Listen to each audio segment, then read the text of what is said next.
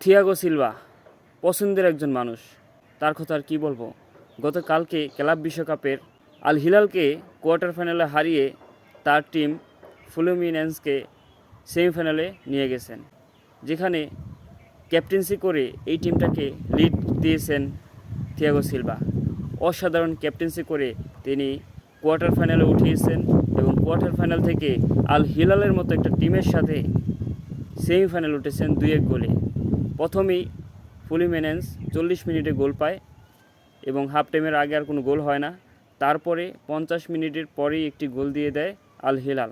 Al Hilal কিন্তু দারুণ খেলতেছে ক্লাব বিশ্বকাপে সৌদির এই টিমটি, সাবেক টিম নেইমারের। আল হিলালকে পরবর্তীতে 70 মিনিটের সময় আরেকটি গোল দেয় Fluminense, Thiago silver team.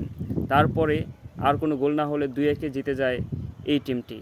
Thiago Silva এই টিমটার নেতৃত্ব দিয়ে এই পর্যন্ত এনেছেন।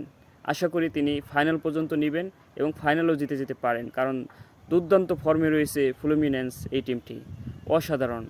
সিলভা সবসময় ভালো খেলে এবং তিনি যখন ব্রাজিলে খেলেছেন তখন সবচেয়ে সেরা ডিফেন্সই ছিল ব্রাজিলের।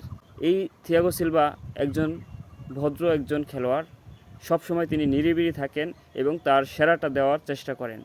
অসম্ভব একজন খেলোয়াড়, আমার পছন্দের একজন খেলোয়াড় থিয়াগো সিলভা। ব্রাজিলের একটি টিম প্রথমেই সেমিফাইনাল নিশ্চিত করলো ক্লাব বিশ্বকাপে।